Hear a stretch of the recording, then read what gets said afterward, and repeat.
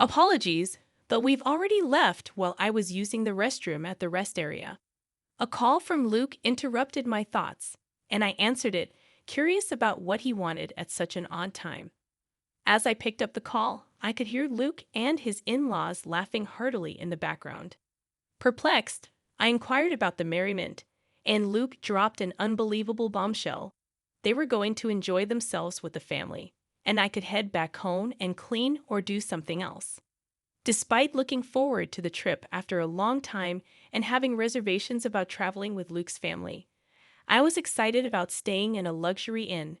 It was a huge disappointment to realize that he was leaving me alone at a rest area, especially considering today was not only our wedding anniversary but also my birthday. The feeling of betrayal was profound as I stood inside the restroom stall, trembling with anger. With a measured tone, I replied, "Okay, unforgivable. Today, on our wedding anniversary and my birthday, I felt a deep sense of regret. I had anticipated a special celebration, but instead, I found myself abandoned at a rest area. My name is Lucy Mitchell, a 33-year-old housewife without children, living with my husband Luke. We got married exactly 1 year ago on my birthday, and Luke, with his romantic nature, always cherished our anniversaries and birthdays. Luke's family, as you might have gathered from the birthday incident, is wealthy. His father is the CEO of Mitchell Securities, and his mother fully embraces the affluent lifestyle. Although Luke occasionally showed signs of being pampered, I knew he cherished me, and that's why I married him. We met through a matchmaking agency, where men from wealthy backgrounds like Luke were popular. Despite initial doubts, our compatibility led to our marriage. Starting our marital life in a 2-bedroom apartment in the city, Luke desired a larger house, but I disagreed. Despite his family's wealth, I felt the large apartment was unnecessary for just the two of us. I suggested living within our means for now, knowing we could always move later. However, in the expensive city, our $1,200 rent made me feel guilty as a housewife. Luke reassured me, saying, "Don't worry about it, my dad will sort it out." Despite being the heir at Mitchell Securities, I wondered about considerations with other employees. I pondered whether this was truly acceptable. However, the following month brought an unexpected increase of $500 to Luke's salary. "Your dad is amazing, being able to raise your salary like that," I remarked. Luke responded, "It was time for a raise anyway. I won't let you face any hardships, Lucy." Despite Luke relying on his father's influence for financial matters, I felt gratitude for the raise and refrained from challenging him. Casually, Luke mentioned, "By the way, I'm having dinner with my parents today. It's just a family dinner. I think I'll be back by 10. Take care."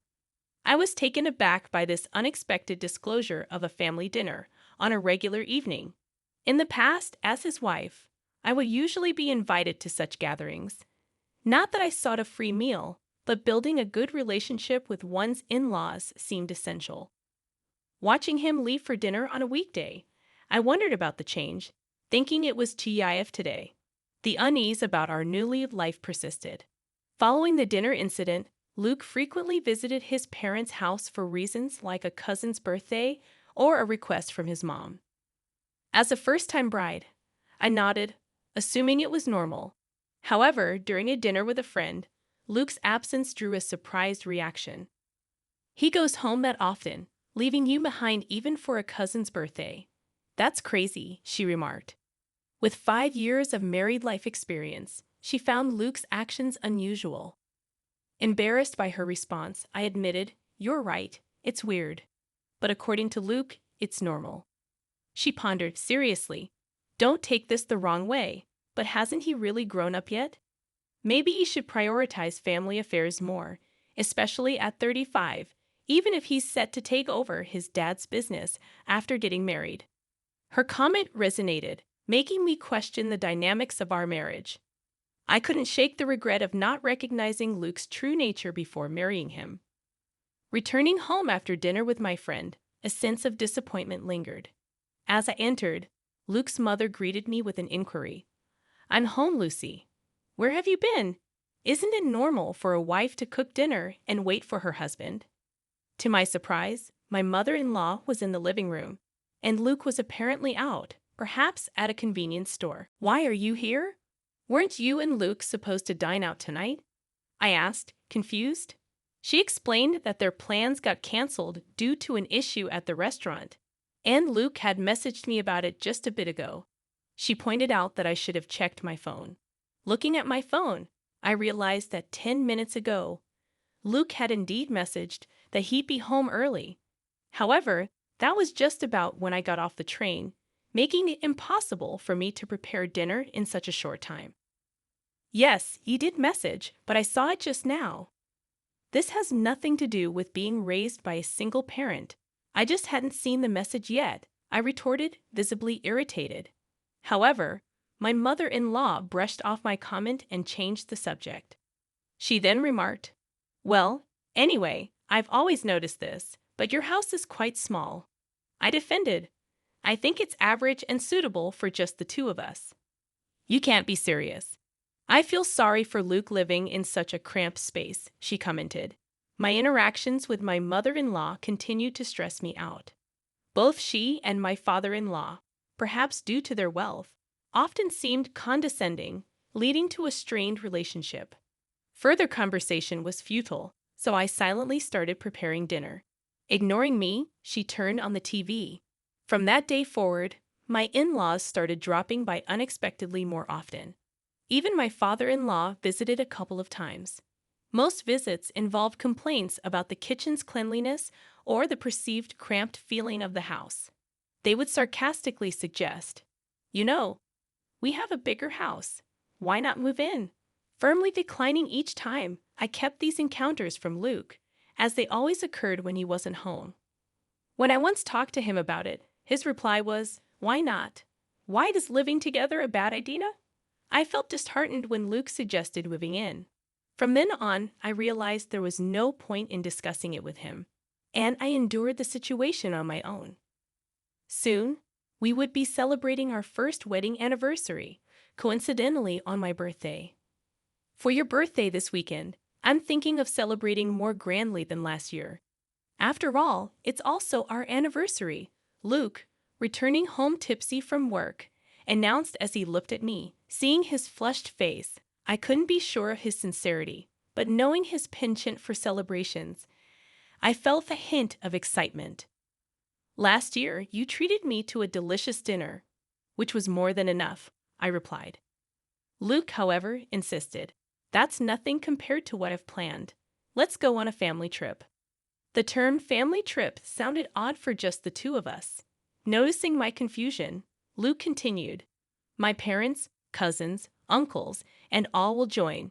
We're heading to a luxury resort in Palm Springs." "Why Palm Springs and all those people?" I questioned. Luke brushed off my concerns, saying, "Got a problem with a family trip? Or is it Palm Springs you're not keen on?" "No, it's not that," I replied. I couldn't understand why my birthday and our anniversary would involve his family, who had nothing to do with either occasion. I couldn't grasp Luke's thought process. While the choice of Palm Springs puzzled me a bit, it wasn't a major issue. "Sounds fun, right, Lucy? Sometimes you gotta let loose and enjoy." Luke, in his intoxicated state, grabbed my shoulders, and I found myself nodding in agreement. For the next week, I couldn't get the trip out of my mind.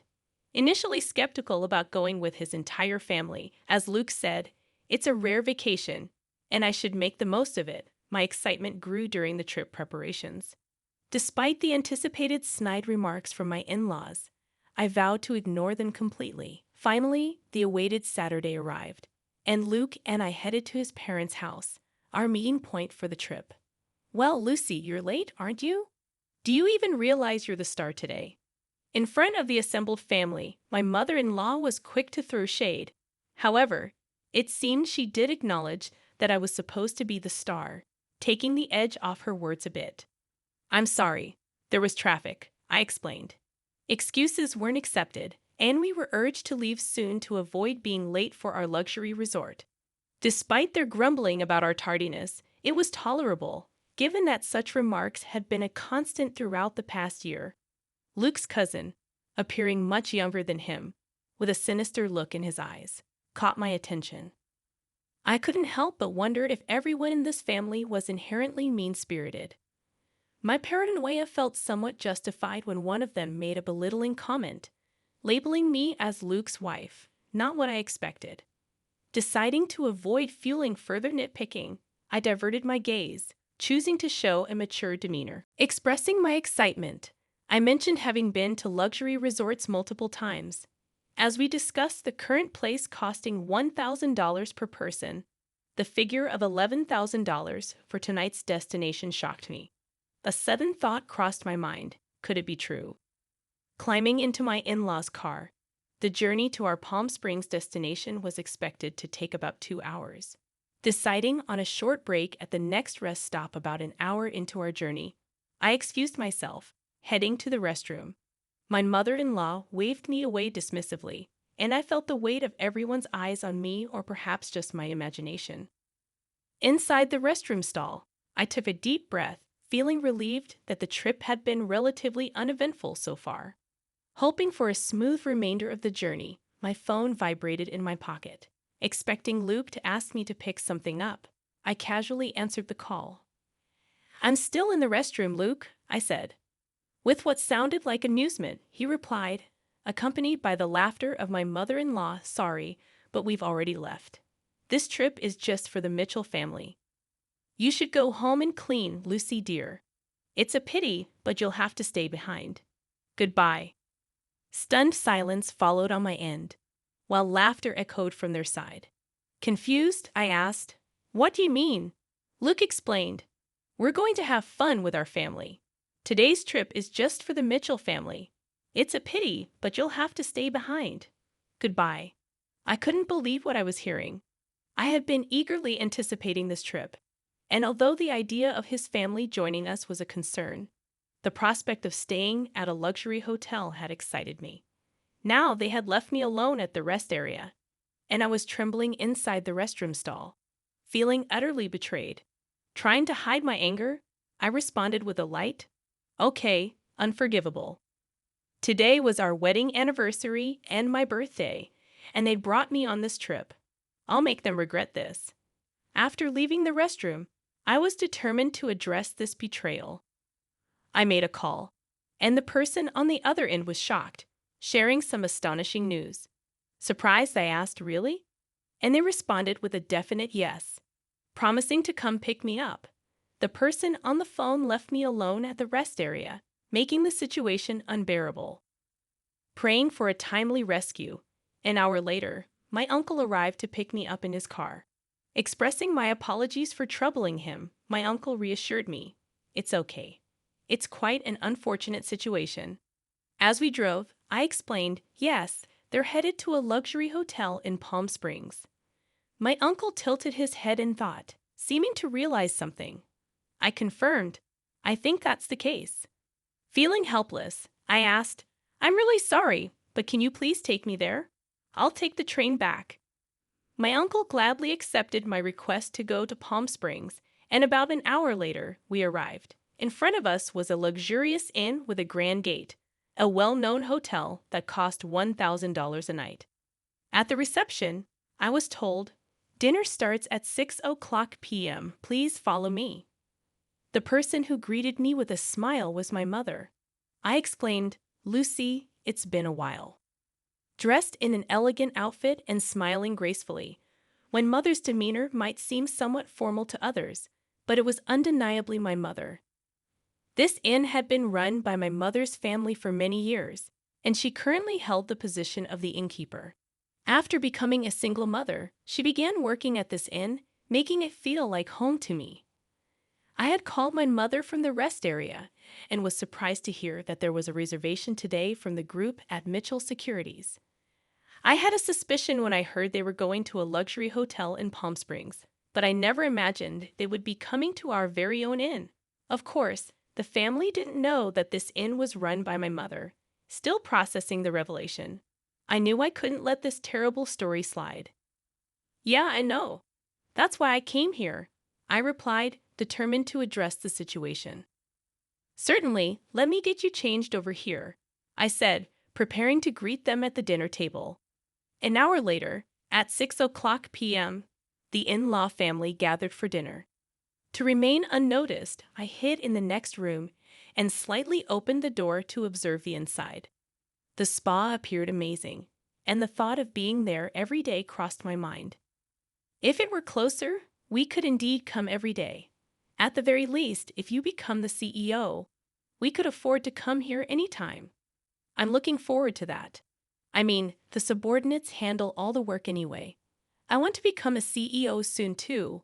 Luke and his family, thinking they were among themselves, made some rather crude remarks. However, when my mother appeared from the other side of the door and greeted them, the room went silent. "Today, I will be in charge of serving you. Please let me know if you need anything," my mother said, bowing with perfect grace. There was a tangible tension amongst the family, but when the food was served, they resumed their inappropriate discussions. For a while, both my mother and I did nothing, simply watching the plates empty before them. It's great that we all could come. We got rid of the bothersome daughter-in-law, and the food is delicious, perfect. "If you say that, she might get angry, you know," Luke's family continued with their harsh words. "It's fine. She's not really one of us, to be frank. After all, it would be a shame to have a child from a single-parent family in our household," Luke's mother-in-law remarked. Hearing her harsh words, my frustration reached an almost uncontrollable point. At that very moment, my mother entered the room with a dessert plate loaded with cake and fruit. "Today, I've heard it's Miss Lucy's birthday and also her wedding anniversary with her husband. May I know where Miss Lucy is seated?" my mother asked, addressing the family. In response to my mother's question about where to place the cake, the family looked at each other confused. Nobody had informed them. "Did Luke call?" my mother questioned. There was an awkward silence in the room, and the in-laws exchanged glances. In the end, the mother-in-law raised her hand, admitting, "I am Lucy." I was too embarrassed to mention it at this age, but thank you all for the surprise. Given that the only woman in the room was the mother-in-law, her reaction seemed appropriate. However, my mother gave a faint smile upon seeing her act. "Hey, what's so funny? Is it strange to be surprised at my age?" the mother-in-law questioned. "No, not at all." "I wasn't thinking that," my mother replied. "Then what?" "Just bring the cake already," the mother-in-law demanded. "Yes, but before that, there's something I'd like to share," my mother said, interrupting, as the irate mother-in-law barked at her, causing my mother to compose herself. I took a deep breath and swallowed hard, preparing to reveal a truth that would change the dynamics in the room. "Lucy Mitchell is my daughter," I declared. The atmosphere shifted as everyone present made dumbfounded expressions and raised their voices in shock.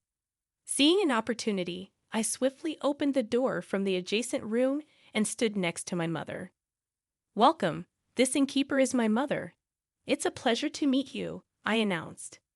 Luke exclaimed, "Lucy, why are you here? And what do you mean she's your mother?"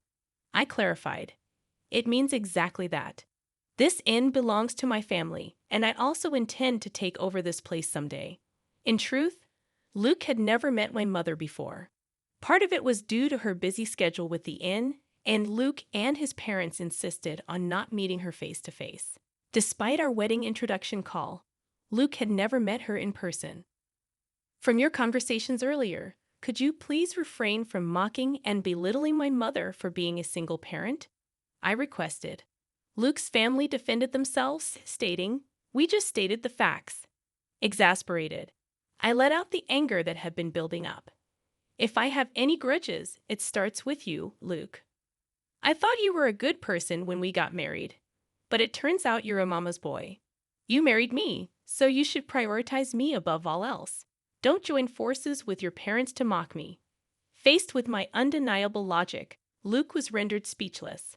My mother listened quietly to my outburst, and the in-laws seemed oblivious to the extent of their disrespect. I continued, "Why do you treat me this way? If you find me such a nuisance, I can leave the Mitchell family right now." Luke and his mother sneered, suggesting I'd become a lonely, poor single woman. Looking back and forth between my mother and me, I stared back fiercely. It's okay. Actually, I'm pregnant, so I won't be lonely. And if I inherit this inn, I won't have any financial worries. I found out I was pregnant last week, and I hadn't told Luke yet. Only my mother knew, which is why she wasn't surprised. The family's tone immediately changed upon learning about the pregnancy. However, I couldn't stand their fickle and unreasonable behavior any longer, shouting, "No, my decision is final.